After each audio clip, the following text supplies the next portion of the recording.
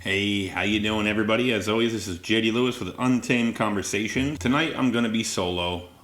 Just throwing a couple things out there I want to talk about. One has to do with relationships. Not me in particular, just relationships out there right now and dating. And from what I've been told and talking to my friends, another one has to do with the gym. And you know what? The hell with it. I'm just going to dig right in there. I have a big problem with the gym lately. I've been going to the gym since I was 17 years old. I love working out. I love doing what I do. You go from being in shape to gaining a little weight to being back in shape. The body is fucking incredible on what it can do. But gym culture is getting destroyed, and this is just me. And if you have an issue with the way I feel, that's fine. Let's debate about it. But I have no issue with fitness influencers. If that's your thing, good for you. You have an Instagram with fitness in front of it, awesome. I mean, that's cool, and I have no issues with that. What I do have an issue with is the body shaming, the fat shaming, the cameras in the gym. I mean, if you want to take pictures in the gym, which I do, I take pictures of myself, but I don't record. I have no issue with people recording. But if you're recording in the gym and somebody walks in front of your camera and you give them an attitude, you yell at them or something, give them a dirty look, that's where I draw the line. Call me a bully, but if I walk in front of somebody's camera and they get in my face, I'm going to slap them. I don't give a shit. I'm going to slap you across the face, tell you to take your camera and get the hell out of the gym. You want to record yourself, that's cool. Again, no issues with that. You want to see your form, see how you're doing, track your progress, that's great. But the funny thing to me is a lot of these people that do it, I've been there, I did what you did. I'm trying to do it again. I'm trying to get in the best shape of my life. But a lot of these people they think they're so much better than everybody, and it bothers me. I love working out, like I said, but I don't think I'm better than anybody, and I have a lot of work to do. I have many, many different phases to go through still. But this is why the gym gets a bad name. This is why people won't go to the gym, and it's just, to me, it's ridiculous. I talk to people all the time, I don't want to go. It makes me uncomfortable. This makes me this. You should encourage people to go to the gym. You should encourage the gym culture. When people say that they're afraid someone's going to laugh at them and shit like that, it's like, it pisses me off. I'm like, you know what? I don't know you, but let's go to the gym. Somebody laughs at you, I'm going to smack them in the face. And I know that sounds very intense and aggressive, but the gym culture is supposed to be like family. You're supposed to go, uplift everyone. You're not supposed to be giving people dirty looks and hating on people. Wow, you're bigger than me. Good for you. I was twice your size 10 years ago, and I'm going to get back to that. I'm trying to be healthy right now. I'm not trying to load my body up with 10 different steroids and be a piece of shit. Excuse my language. You can see how aggravated I get with that. I think that the gym should be a big part of everybody's life if you want to be healthy. There's proven studies, there's facts that even just walking on a treadmill, walking in general, can increase years to your life. I know it's hard. I mean, trust me, I know it's hard. The weight issues run in my family, and if I don't go to the gym, it's going to catch up to me, and I won't let that happen. Absolutely not. I was at my heaviest at 270 at one point in my life. I think it was a year and a half ago. I'm down to 235 now, and I feel great. And I want to get even lower. I want to get to 220, and there's some other things I got to cut out of my diet to get there. But you're not going to see me looking at somebody else who's bigger, like heavier-wise, and, making fun of them or making them feel uncomfortable. I'm sorry, but if you're making people feel uncomfortable at the gym, you need to leave the gym. Somebody needs to, tell somebody at the gym and get them removed. Like I said, I don't care if you want to record yourself at the gym. That's awesome. Again, you're tracking your gains. You want to see your form. That's perfect. But the second you yell at somebody or give them a dirty look for jumping in front of your camera, that's where I draw the line. I promise, if I see anybody get uncomfortable because they got yelled at or got a dirty look for jumping in front of a camera, I'm kicking it across the room. And then you can deal with me. But I just wanted to throw that out there. And just, anybody who's uncomfortable, just go. Just go. Get it done. Just get started. Whether you're starting on the treadmill, you're starting doing something, just get started. That's all you need to do. There is zero reason you should be uncomfortable, ever. It's just, it doesn't make sense to me. But that's how I wanted to kick off, the episode, the show tonight. And I want to also jump into something else. I've been listening to a lot of friends that are single, and I'd like some feedback on this. So once everybody listens, please reach out and we'll have you on to go talk about this. A lot of my friends are just telling me, whether it be girls or boys, men, women, saying that the dating world is so hard right now. You take somebody on a date, and you go on 2 or 3 dates and then they just ghost you. And I don't understand it. I have a few friends that have been going on tons of dates. And I finally told them to stop taking people out to dinner. Do coffee. Do wine. Go out for a glass of wine. Spending $200 on dinner with somebody you might never see again, to me, is a little outrageous. I get it. You're trying to make a good first impression. But I want to know what is going on in the dating world, why everything is so difficult nowadays. Obviously, I'm a little, I guess you can say, I don't want to say new to that world, but I have somebody. I found somebody, and that wasn't easy. But I did it more of a natural way. I met her through friends. Yes, I use dating websites, whatever apps you have out there. I used them, and you know what? I met some people. I took some people out to dinner. But the one thing I will say is, at least it wasn't that long ago, 6.5 years, I wasn't getting ghosted. People weren't just ignoring me. And I get it. It's my manly good looks.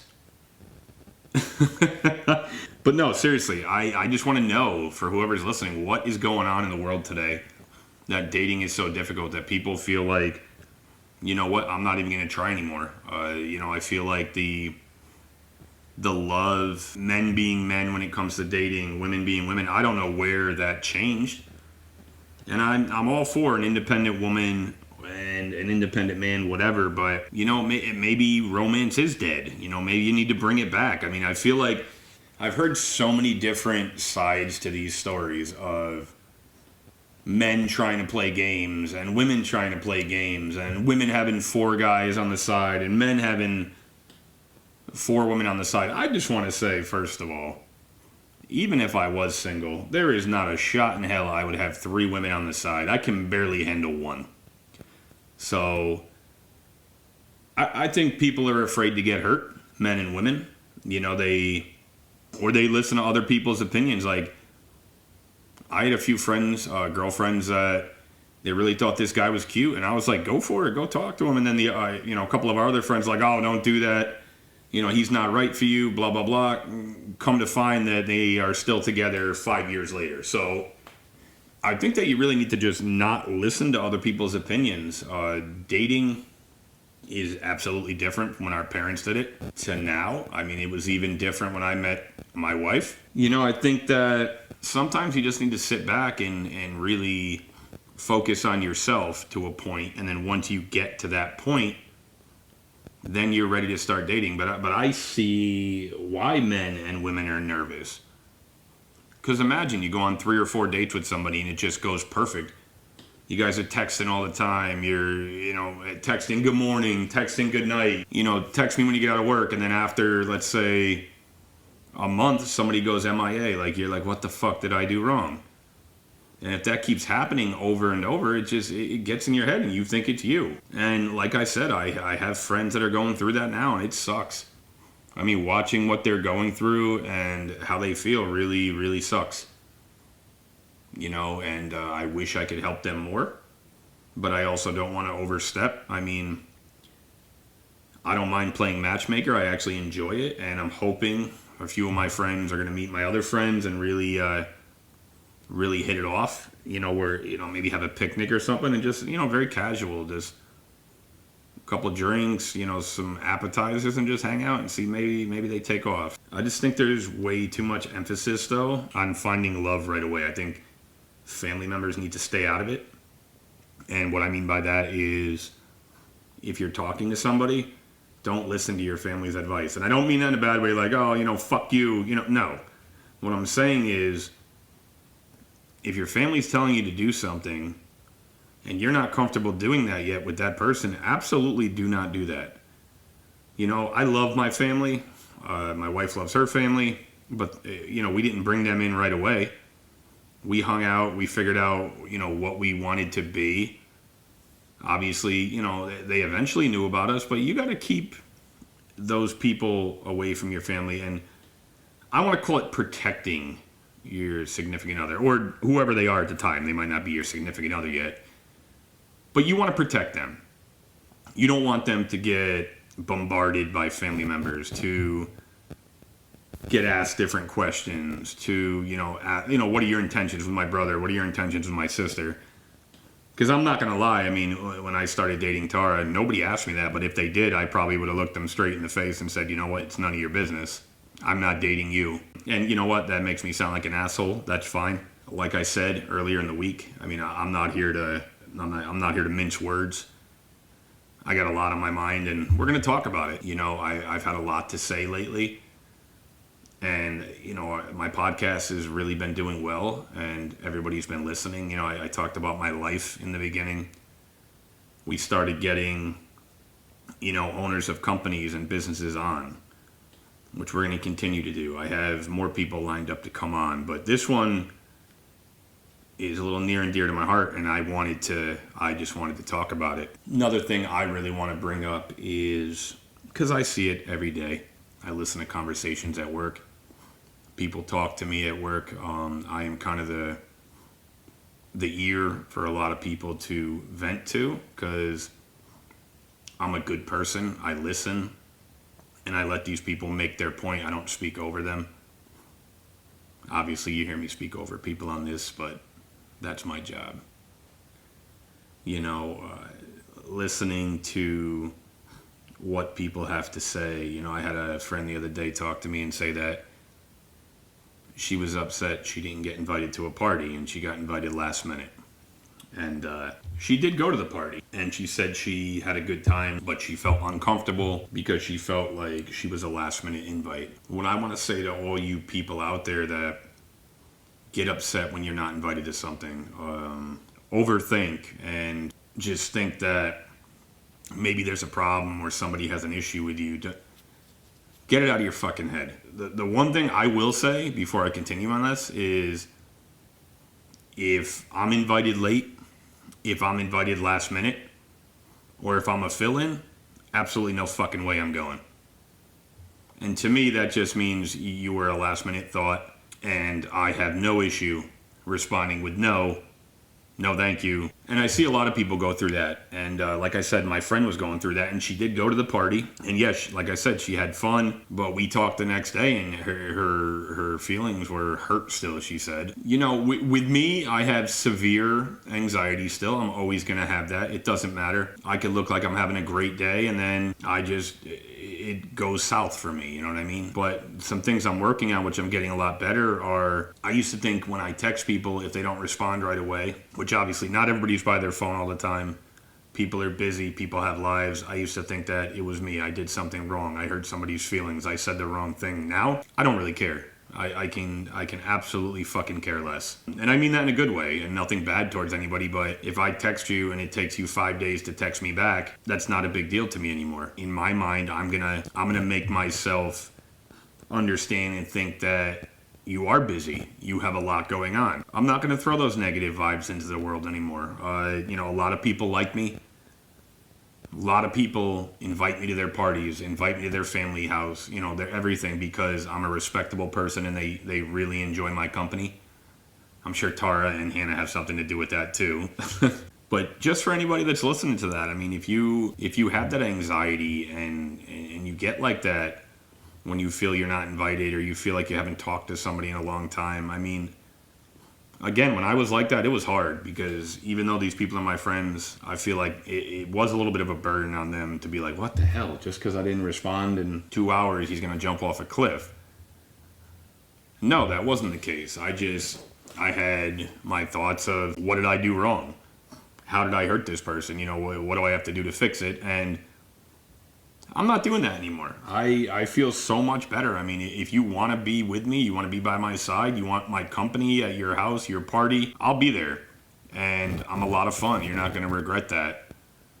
But I think that a lot of people need to try to get to the stage where I'm at now where, yeah, I still work on it every day. But I think I am doing pretty well. I think I'm growing as a person. I'm not offended anymore. I don't feel like I'm missing out anymore. If I'm not invited to something, I'm okay with that now. And I'm really happy to have gotten to this point. I think that after all this time, my 35 years of life, it took long enough, but I figured it out. And I know that if somebody wants to be by my side and be my friend, they're going to be there. And sometimes, like, my best friend, it happens. We'll go 2 or 3 days without texting. And I'm just like, dude, what the fuck? And sometimes I get like that, but then I realize, you know what? He is busy. There are times, just like everybody, you look at your phone and then you forget to text back. I do it still to this day. I had a customer of mine text me the other day about a part and if his order was ready. I looked up the order at 10 a.m. and I forgot to text him back until 2. So I get it. It happens.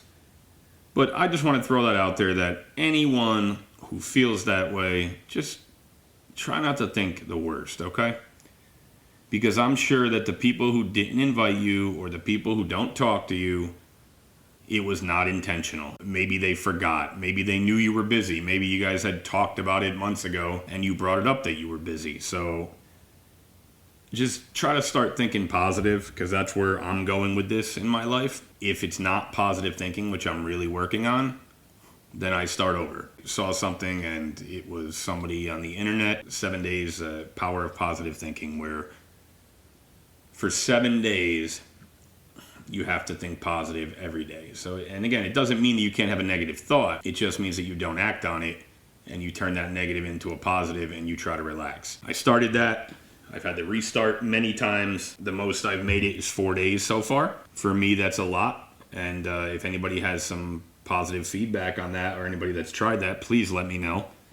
I would really like to get to a whole week. But again, like I'm working on that. And I think I'll get there. I'm doing the best I can. Like I said, anybody that's feeling that way, feel free to reach out. Let's shoot the shit. Let's get you on the podcast, or even if you want to be private, let's just chat. And we can just get your mind feeling right. So I do have another topic I want to talk about, and maybe it'll be a little controversial. It is what it is. You sometimes you have to speak your mind. And this goes for, I guess you can say, businesses and companies out there. And just the way, I guess, I've seen and I've viewed it from other people's point of views and perspectives about being a star employee, but not being treated like it. I hear a lot of stories from people about that, how, they're really busting their ass. They're doing the best they can, taking on different amounts of work, different workloads to really try to help the company and help their cause of what they're doing. And they feel like they don't get recognized. They feel like they're always waiting for the other shoe to drop, and they feel like they're not appreciated. And I think that's a huge thing in this world right now, when it comes to working for a company, unless you own your own company. I feel like a lot of people feel underappreciated and undervalued, and it's very, very rough. I really enjoyed working at my last job. I loved the people there. Was there more I could have done to do better? Of course there was, but did I feel underappreciated?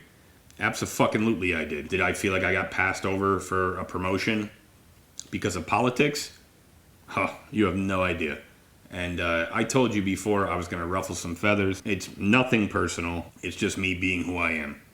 And I think this is why people listen. I feel like I could have been promoted 3 or 4 times over at my old job. But because of who knew who, or I won't say it, but who was doing what, and I got stepped on, and I was a scapegoat, and treated like shit, which is fine. And that wasn't everybody.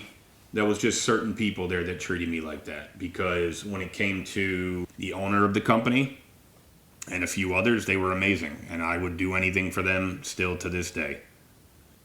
I still reach out and text Merry Christmas, Happy Thanksgiving, Happy New Year. And those are things that I will always do.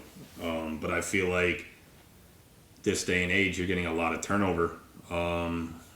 Because a lot of companies would rather, which doesn't really make sense to me. Instead of paying your employees what they're worth, they would rather look to the outside and bring somebody else in and pay them that. But then you're spending hours on top of hours of training these new people. It doesn't necessarily make sense to me. And again, I'm hearing this all the time, left and right, from all my friends at different companies. You know? I don't know how they do it. I can tell you right now with me, I don't have any issues. It doesn't affect me at my job. I happily and thoroughly enjoy my job. Do they treat me right? Absolutely. Do I get frustrated? Of course, we all get frustrated. But at the end of the day, listening to what my friends say, I mean, there's a lot of politics when it comes to working for a big company. No matter where you are, you can be working for a movie theater with 100 employees. Or you can work for, let's say, an oil company with 5,000 employees. Sometimes it doesn't matter how good you are at your job. It legit means nothing. There's times where you can be the best fucking person at your job, be the all-star, you can run fucking circles around everybody at your fucking job, and still not get the recognition you deserve. And, that's a terrible world we live in lately. You know, unless you're kissing someone's ass, a lot of people don't get appreciated. And it's sad. I mean, this is why companies lose employees. This is why companies, have to start over all the time. What are you looking at somebody to train them new for a month, okay? Instead of bringing somebody that already has the job, has already been there for, let's say, 7 or 8 years, and you don't have to train them. They know what they're doing. They're spot on. They jump right in, and they fucking take the bull by the horns and go for it. And again, I'm just venting here. Like I said, this is not about me. This is about everybody in general, companies in general, my friends that have vented to me. And I'm the voice for my friend. There's a lot of people out there that talk to me at different jobs and whatnot that are afraid to really voice their opinion. So, you know what? Yeah, maybe the company they work for doesn't listen to my podcast, but I know they're going to hear it, and they're going to appreciate me speaking for them. Working for a company that appreciates you is huge. I do that now. I work for a company that does appreciate me, and that means more than anything in the world. But at the end of the day, God forbid, you die tomorrow, your job's going to be posted in 48 hours. You'll get flowers at your wake, flowers at your funeral, but 48 hours from now, they're going to need somebody else to do your job. So I guess all I'm saying when it comes to that is do not make the job your whole life. And I'm learning to prioritize. There's times where I'll say no to working certain holidays, passing up overtime when, yes, maybe I do need the money, it would be nice. But hanging out with my wife and daughter on a holiday, relaxing, 10,000 times I would say yes to that over getting some overtime. So that's been weighing on my mind a lot. Because like I said, I literally have people reach out to me all the time and talk to me about this, and they're like, what do you think I should do, JD? And again, I'm not the end-all, be-all, but I've been through it. I'm 35 years old. I grew up really fast in my life, so a lot of things I do now, a lot of people my age have not experienced that yet, and I try to help them. I would never tell somebody, go out and quit your job. Absolutely not. My father taught me, as a kid, if you're upset, you're pissed off, you're mad at the world, and you're mad at your job, figure it out. You never quit a job unless you have another job lined up. And that's another issue right now. People are too fast and too easy just to leave the job and walk out. You know how easy it is sometimes just to ask for a meeting and sit down? And I guarantee, let's say 90% of the time, somebody is going to solve that problem with you. You're going to figure it out. Maybe you're not going to 100% get what you want. Maybe you ask for a $10 raise, they give you a $5. They split it in half. Great, you got something. So, like I said, before you just get up and run out, first look at yourself in the mirror and look for the things you're doing wrong and what can you do better, and then have a plan. Have a solid plan. Because I know if I was ever asking for something more and I needed help, I'm going to have a detailed plan of attack.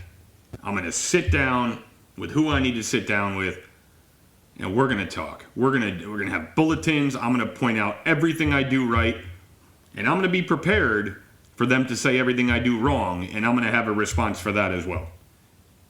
I was not raised, and I'm not talking about myself, just in general, I was not raised to leave people hanging either. So, if there's an issue with that and you just walk out, first of all, let's not forget, you walk out of a job without giving any notice and leaving them hanging, you're burning a bridge. I've seen way too many people in my line of work with what I do that want to come back because they think it's so much better somewhere else, and then they get fucked. And I feel for those people.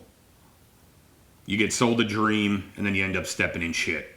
So I would say try to figure out what your trigger issues are, your trigger points are. What bothers you at work that makes you want to quit every day? And again, this is not coming from me. This is other people's point of views. I enjoy my position at my company. I enjoy what I do, and I'm striving for more. My goal is to do bigger things with my company.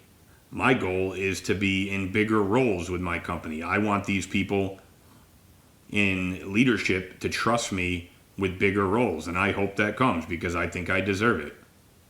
I've been there over 3+ years, and I've gotten a lot of congratulations. I get a lot of attaboys. I get people that rely on me for things, and I appreciate that. There's a lot of things I do to help, like when vendors come in and I do tours and this and that, and I really appreciate that they look to me for that. So in the future, I am absolutely looking for a more serious role in this company.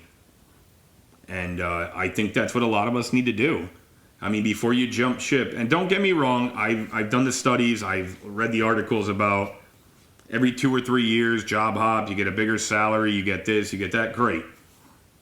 If that's what you're into, that's what you're into. I'm not somebody who job hops. It's just not who I am.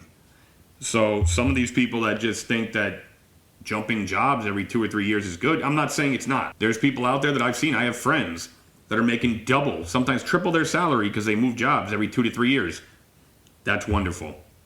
I don't have the patience to do that. I don't have the time or the energy to do that, because the time and energy that you're using to look for a new job, you can be putting into your current job and seeing how well you can do at this job. I think that a lot of people need to, like I said, look at themselves in the mirror before they blame everybody else. Yes, there is corporate greed that's out there. We all know that. It's been around since our parents' time. There's bullying, there's this, there's that. Luckily I don't deal with that stuff at my job. But I have friends that do. I have friends that deal with bullying and being threatened and all this different shit at their job, and when they tell me about it, I'm just like, you gotta be kidding me. Like, how? What? One, it's completely illegal. But I guess if you have enough money, you can kind of get away with whatever you want. Look at everything else going on in the world. All you have to do is be rich. Sorry. Like I said, I'm gonna ruffle some feathers. So I think that before you decide to say fuck it and fuck you to the job you work for, you need to take a few steps back and do some pros and cons. What can I do to get better? How can they help me get better? What do I need to ask them? What tools do you need to ask your employer for to help you get better? Because I guarantee, as much as, yes, the wage compensation, this and that is incredibly, how do I put it? Incredibly fucked up, and it's not always where it should be. I guarantee, though, if you ask your employer for the tools to help make you better, they'll help you out. They'll at least make an effort. And maybe there are companies out there that won't. But I'll be damned that I'm not going to have enough tools when I go in for my review and talk and tell them this is what I want to do, this is where I want to be. I will not hear in my review that you're not prepared for it or you don't have enough, accolades for it, because I will. And that's on me. I'll make sure that I am 150% ready to move up to a new position, to move up in the company, to help do something that others don't. And that's just who I am. I want to lead.